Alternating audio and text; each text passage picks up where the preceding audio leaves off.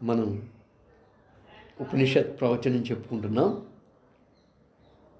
ఇప్పటి వరకు సర్వధర్మాన్ పరిత్యజ్య మామేకం శరణం వ్రజ అనేటువంటి శ్లోకం యొక్క శ్రీకృష్ణ పరమాత్మ అంతరార్థపరంగా చాలా చక్కగా చెప్పినటువంటి ప్రవచనం విని విశిష్టాత్మ గోచర ఆంతర ప్రత్యక్ష భ్రమ వరకు వెళ్ళి, అందుచేత ఉపనిషత్ ప్రవచనంలో ఈశావాస్యోపనిషత్తులో ఈశావాస్యం ఇదం సర్వం యత్కించ జగత్యాం జగత్. మళ్ళీ మనం శ్లోకం యొక్క మొదటి భాగంలోకి వచ్చాం. అంటే ప్రాథమికంగా చెప్పే సూత్ర విధానంలో జగత్యాం, జగత్ అంటే కదిలిపోయేటువంటి ఏ జగత్ అయితే ఉన్నదో, అంటే భగవంతుని యందు కేవలం అధ్యస్థమై భాషించేటువంటి జగత్ విషయం, అది మనకు వివర్తవాదంగా పెద్దలు చెప్పారు. మూడో పాయింట్ ఇది. తేన త్యక్తేన భుంజీదాహ అనేటువంటి ఉపనిషత్ ప్రవచనంలో ఇది మూడో పాయింట్ మై డియర్ ఫ్రెండ్స్. అంటే అది మనకు వివర్తవాదంగా వేదాంతులు చెప్పారు దాన్ని. అంటే వివర్తవాదం అంటే ఉన్న వస్తువు ఉన్నది, దాని యందు మరొక వస్తువు భాషిస్తూ ఉన్నది, అధిష్టానమునందు అధ్యస్థం భాషిస్తూ ఉంటుంది. అంటే త్రాడు యందు సర్పం భాషిస్తూ ఉన్నది, ముత్యపు చిప్ప యందు వెండి భాషిస్తూ ఉన్నది, ఎండమావుల యందు నీరు భాషిస్తూ ఉంటుంది. కాబట్టి ఉన్న వస్తువు ఎప్పటికీ ఉంటుంది. అంటే త్రాడు ఎప్పటికీ అలాగే ఉంటుంది. లేని వస్తువు పాము లేదు, లేని వస్తువు దాని యందు భాషిస్తూ ఉన్నది. అర్థమైందా సార్? అంటే కాబట్టి ఉన్న వస్తువు ఎప్పటికీ ఉంటుంది, లేని వస్తువు దాని యందు భాషిస్తూ ఉంటుంది. లేని వస్తువు ఎందుకు భాషిస్తూ ఉంది? ఫస్ట్లో చెప్పాం, మన యొక్క భ్రాంతి జ్ఞానము చేత. మన యొక్క భ్రాంతి జ్ఞానమునకు విషయమై గోచరించేది మిథ్యా పదార్థము. ఓకేనా? మనకు భ్రాంతి జ్ఞానం ఉన్నంత వరకు నీకు మిథ్యా వస్తువే భాషిస్తుంది. యథార్థ జ్ఞానం పొందిన సమయంలో ఇక మిథ్యా పదార్థం గోచరించదు. ఉన్నది యథార్థ వస్తువే కనబడుతుంది. కానీ మనందరం ఎట్లా ఉన్నామంటే స్వరూప జ్ఞానం పొంది ఉన్నామా? స్వరూప జ్ఞానం పొందలేదు కదా. మనం ఇంద్రియాల యొక్క వ్యవహారంలో తగులుకొని విషయాల్లో మునక వేసి రాగద్వేషాలు కలిగి ఈ ప్రపంచ వస్తువులే వాస్తవం అనే భావంతో ఉన్నామా అనే విషయం చూసినప్పుడు, అంటే స్వరూప జ్ఞానం పొంది ఉన్నామా మనం ఏమన్నా? అంటే ఆత్మస్వరూప జ్ఞానం పొంది ఉన్నామా? లేదా ఇంద్రియాల యొక్క వ్యవహారంలో తగులుకొని విషయాల్లో మునక వేసి రాగద్వేషాలను కలిగి ఈ ప్రపంచ వస్తువులే వాస్తవం అనే భావముతో ఉన్నామా అనే విషయం చూస్తే మనం ఎలా ఉన్నామయ్యా అంటే స్వరూప జ్ఞానంగా లేదు మన యొక్క విధానం. మనం ఆత్మస్వరూపం. నేను, నువ్వు, అతను, ఆమె, కృష్ణుడు, విష్ణు అందరము కూడా ఆత్మస్వరూపం జ్ఞానం లేదు, ఎవరికి కూడా లేదు. కాబట్టి విషయమై గోచరించే ప్రపంచమే సత్యం అనే భావంతో ఉన్నాము. కాబట్టి ఆ సత్యము అనేటువంటి భావములో ఉన్న విషయాన్ని దృష్టిలో పెట్టుకుని చెబుతున్న మాట ఇది. ఇక్కడ ఈశావాస్యం ఇదం సర్వం అంటే మయా తదమిదం సర్వం జగద్ అవ్యక్తమూర్తిన తత్ మత్ స్థాని సర్వభూతాని నచ అహం తేషు అవస్థితం. రాజగుహ్య యోగంలో చెప్తాడు దీన్ని శ్రీకృష్ణ పరమాత్మ. అంటే ఇదం, ఓ అర్జున, నీ ఇంద్రియాలకు గోచరించేటువంటి ఏ నామరూపాత్మిక జగత్ అయితే ఉన్నదో ఆ నామరూపాత్మిక జగత్ అంతా కూడా నా ద్వారా మయా తత మిదం సర్వం, మయా నా చేత, ఏమండి, మయా తతం నా చేత వ్యాప్తమై ఉన్నది. మై డియర్ ఫ్రెండ్స్, ఏమంటున్నాడు? ఒక్క విషయం బాగా గుర్తుపెట్టుకోండి. మయా తథా మిదం సర్వం, ఇదం నీ ఇంద్రియాలకు గోచరించేటువంటి ఏ నామరూపాత్మిక జగత్ అయితే ఉన్నదో ఆ నామరూపాత్మిక జగత్ అంతా కూడా నా ద్వారా వ్యాప్తమై ఉన్నది. నా ద్వారా నా ద్వారా నా ద్వారా నేనంటే ఎవరు? విశ్వ చైతన్య బ్రహ్మము. అంటే నువ్వు కూడా, నేను కూడా, ఆమె కూడా, అతను కూడా, అందరము కూడా. అర్థమైందా? అంటే నేను ఎవరు? జగత్ అవ్యక్తమూర్తినా? నేను అవ్యక్తమూర్తిని. కనబడనేది అవ్యక్తం. శబ్దం కనపడుతుందా? కనపడుతుందా? అంటే మరి అది వ్యక్తమా అవ్యక్తమా? శబ్దం కనపడలేదు కానీ మనకు తెలుస్తుందా లేదా? తెలుస్తుంది. శబ్దం అవ్యక్తమైనప్పటికీ కూడా మనకు తెలుస్తుంది. మైండ్ బ్లోయింగ్ అన్నమాట. శబ్దం మనకు కనపడతలేదు అయినప్పటికీ మనకు తెలుస్తుంది. రుచి మనకు కనపడతలేదు అయినప్పటికీ మనకు తెలుస్తుంది. తీపి పులుపు, ఇది తీపిగా ఉంది, ఇది పులుపుగా ఉంది, కనపడటం లేదు కానీ తెలుస్తుంది.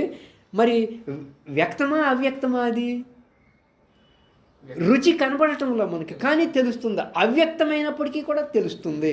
శబ్దం అయినప్పటికీ కూడా అవ్యక్తమైనప్పటికీ కూడా మనకు తెలుస్తుంది. కాబట్టి కనబడితే వ్యక్తం, కనబడకపోతే అవ్యక్తం అంటారా? అనరు. ఇంద్రియాలకు తెలియబడకుండా ఉన్నదాన్ని అవ్యక్తం అంటారు.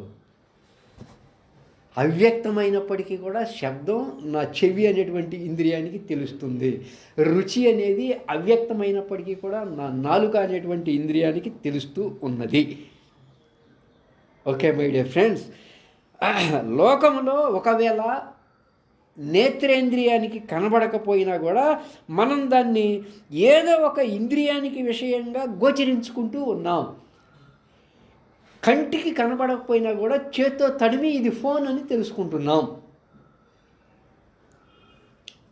నేత్రానికి అవ్యక్తమైనప్పటికీ కూడా ఏదో ఒక ఇంద్రియంతో ఏదో విధంగా తెలుసుకుంటూ ఉంటున్నాం. ఒక ఇంద్రియానికి ఒక వస్తువు అవ్యక్తమైతే మరో ఇంద్రియానికి ఆ వస్తువు వ్యక్తం. పాయింట్ అర్థమైందో లేదో? ఒక ఇంద్రియానికి ఒక వస్తువు అవ్యక్తమైతే ఇంకో ఇంద్రియానికి ఆ వస్తువు వ్యక్తం. అట్లా ఏ ఇంద్రియానికి వ్యక్తము కాని దాన్ని అవ్యక్తం అంటారు. నేను అవ్యక్తమూర్తిని. ఏ ఇంద్రియం చేత కూడా తెలియబడని వాడిని. ఎవరో? నేను అంటే బ్రహ్మస్వరూపం, నువ్వు ఆత్మస్వరూపం. ఆత్మస్వరూపమైనటువంటి నువ్వు, ఆత్మస్వరూపమైనటువంటి నేను, ఆత్మస్వరూపమైనటువంటి అందరి స్వరూపము కూడా అవ్యక్తం. ఏ ఇంద్రియానికి గోచరం కాదు. నన్ను ఏ ఇంద్రియము కూడా విషయం చేయలేదు అర్జున. ఒకటే మాట. అలాంటి అవ్యక్తమై ఉన్నటువంటి చైతన్యమైన బ్రహ్మస్వరూపమైనటువంటి నన్ను నా యొక్క ఆధారము చేత ఇదం సర్వం, నా వల్ల వ్యాప్తమై ఉన్నది ఇదంతా అంటున్నారు. అంటే ఈ జగత్తంతా నాయంతున్నది. మతస్థాని సర్వభూతాని. మతస్థాని ఈ జగత్తంతా నాయందున్నది. ఆయనే చెబుతున్నాడు మళ్ళీ, నచ అహం తేషు అనస్థితం. జగత్తు యందు నేను లేను. నా యందు జగత్తున్నది, జగత్తు యందు నేను లేను. అది నా యందున్నది కానీ నేను దాని యందు లేను. అది నా యందున్నది, నేను దాని యందు లేను అనేది సందేహాస్పదంగా ఉన్నది విషయం. ఏంటి అంటే నా ఆధారము కలిగి ఆ నామరూపాత్మకమై ఉన్న జగత్తు ఉన్నదే. జగత్తు ఉన్నదే కానీ దాని యొక్క ఆధారంతో నేను లేను అని అర్థం. ఇక్కడ విషయం ఏంటయ్యా అంటే అది నా యందున్నది కానీ నేను దాని యందు లేను అంటే మరి ఏకం ఏవా అద్వితీయం బ్రహ్మ అంటున్నాడు కదా.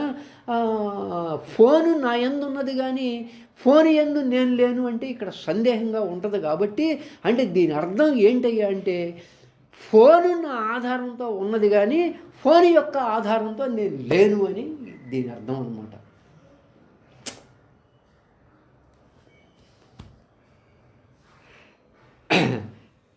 అది అర్థం. అంటే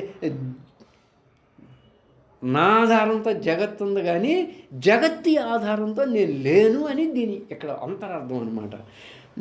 అధ్యస్థమై భాషించే ఈ జగత్తు నా ఆధారం కలిగి ఉన్నదే కానీ దాని యందు ఆధారంతో నేను లేను. ఇది శ్లోకం యొక్క అర్థం. శ్లోకం అంటే ఈశావాస్యోపనిషత్ కాదు. మయా తదమిదం సర్వం జగద్ అవ్యక్తమూర్తిన మతస్థాని సర్వభూతాన్ని నచ అహం తేషు అవస్థితం అనే దాని యొక్క అర్థం. అయ్యా, ఈ నామరూపాత్మికంగా గోచరించేటువంటి ఏ జగత్తు అయితే నువ్వు ఉంది అని అనుకుంటున్నావో, నువ్వు ఉంది అనేటువంటి ఆ జగత్తు ఉన్నదే, అది నా అధిష్టానం వల్ల ఏర్పడింది, నా ఆధారంతో భాషిస్తూ ఉన్నది అని అర్థం. ఈశావాస్యం ఇదం సర్వం అంటే ఇప్పుడు త్రాడు యందు సర్పం భాషిస్తూ ఉన్నది. ఆ త్రాడులో సర్పం ఉన్నదా? లేదు. ఎవరికి ఉంది? భ్రాంతి జ్ఞానం కలవాడికి ఉన్నది. నాయన, నువ్వు భ్రాంతి జ్ఞానంతో ఉన్నావు కాబట్టి సర్పము ఉంది అనుకుంటూ ఉన్నావు. కాబట్టి ఆ ఉన్న సర్పానికి అధిష్టానం త్రాడు, త్రాడుకు అధిష్టానం మళ్ళీ ఆత్మస్వరూపం. అది మర్చిపోబాక. భ్రాంతి జ్ఞానానికి గోచరిస్తుంది సర్పం.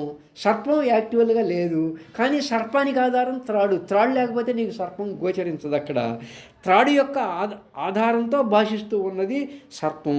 అయితే నా విషయం చెప్పాల్సి వస్తే, నా దగ్గరికి ఆత్మస్వరూపం విషయం చెప్పాల్సి వస్తే సర్పం లేదు అంటే వీడు ఒప్పుకోడు.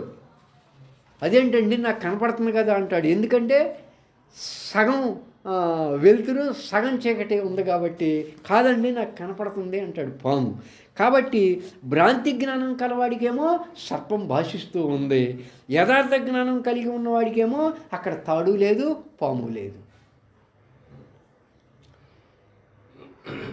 అంటే భ్రాంతి జ్ఞానం అనేటువంటి ప్రాతిభాషిక జ్ఞానం ఉన్నడికేమో త్రాడులో పాము కనిపిస్తుంది.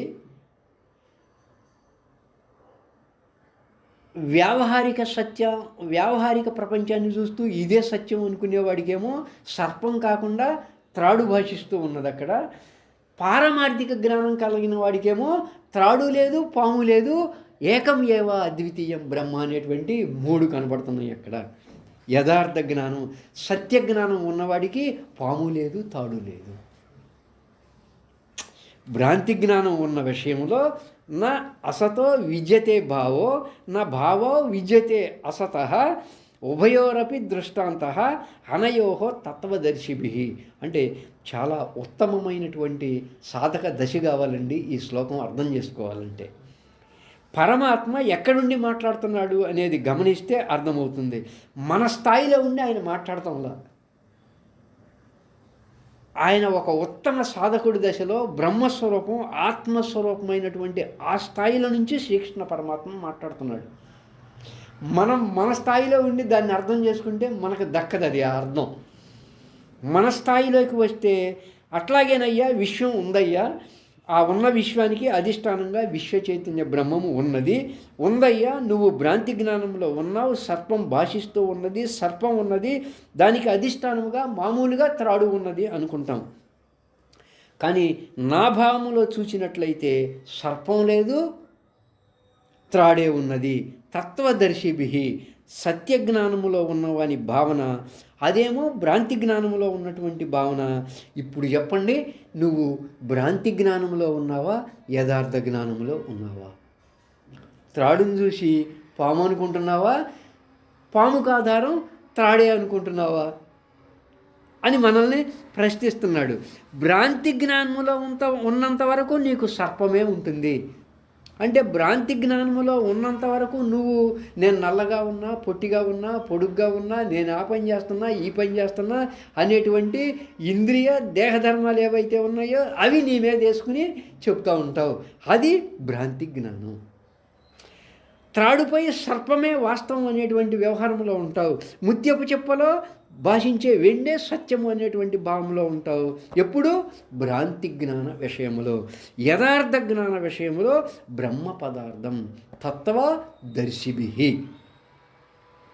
విద్యా వినయ సంపన్నే బ్రాహ్మణే గవిహస్తిని సునిచైవ స్వపాకే చ పండితా సమదర్శ. ఉపాధి భావన కాదు ఇక్కడ, అధిష్టాన భావన.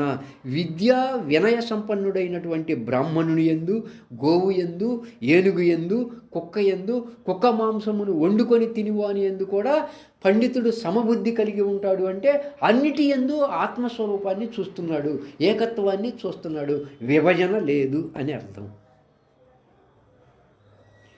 అది అధిష్టాన భావన. అందుచేత ఈశావాస్యం ఇదం సర్వం యత్కించ జగత్యాం జగత్ అన్నారు. ఏమండి, ఇప్పుడు నిద్రపోతూ ఉన్నామండి, కళ భాషిస్తూ ఉన్నది. ఈ స్వప్నావస్థలో ఉన్నవాడు అతడు. ఆ కళలో ఏదన్నా ఘోరం జరిగిపోతుంది, బోర్న ఏడుస్తాడు. లేదు, అర్రే ఇది కళ, అజ్ఞానం వల్ల తోచింది, ఈ కళే మిథ్య అని అక్కడ ఏడవకుండా ఉంటాడా ఎవడైనా? ఉండడు, ఏడుస్తాడా? అంటే నిద్రాదోషానికి లోబడి ఉన్నాడు కాబట్టి ఆ దోషం ఉండటం కారణంగా ఆ నిద్రలో ఏదైతే కనపడిందో అది వాస్తవం అనే భావంతో ఏడుస్తాడు, ఏదేదో నవ్వుతాడు, ఏదేదో చేస్తూ ఉంటాడు. అదే నిద్రాదోషం తొలగిపోయి బయటపడ్డాక వాస్తవం అని మనం చెప్పినా కూడా, ఒరే నీకు నిద్రలో వచ్చింది వాస్తవం రా అని మనం చెప్పినా కూడా వాడు అతడు కళ, నువ్వు చెబుతుంది నిజం కాదంటాడు. నిద్రాదోషము నుంచి బయటపడిన తర్వాత మనం ఒకవేళ వాస్తవమా అని అడిగినా వట్టి కలండి, ఊరికే తోచింది అని వాడే అంటాడు. కళలో ఒకదాన్ని చూసి ఏడ్చిన వాడే అంటాడనమాట. మనం వాస్తవం రాది అంటే కాదురా కళ అని అతనే చెప్తాడనమాట, బయటపడ్డాక చెప్తాడు అన్నమాట. కాబట్టి నిద్రాదోషానికి లోబడి ఉన్న ప్రతి ఒక్కరూ కూడా స్వప్నావస్థలో ఉన్నప్పుడు ఆ స్వప్నం సత్యమనే అంటాడు. అంతే, ఇక రెండోది లేదు. అక్కడ ఉన్నంతసేపు నిద్రాదోషం వీడితేనే అసత్యమని అతనే అంటాడు. అజ్ఞాన దోషం, మాయా దోషాల ప్రభావాలకి గురి అయి ఉన్నాము కాబట్టి ఎక్కడ కూడా ఈ యొక్క భ్రాంతి కల్పన మాత్రమై ఉన్నటువంటి యొక్క వస్తుస్వరూపాన్ని వాస్తవ స్వరూపాలు అనే జ్ఞానంతోనే ఉంటాం. ఆయన ఏమన్నాడు శ్రీకృష్ణ పరమాత్మ? తత్వదర్శిభిః, తత్వవేత్త విషయమయ్యా అది. ఆయన మేలుకున్నాడు.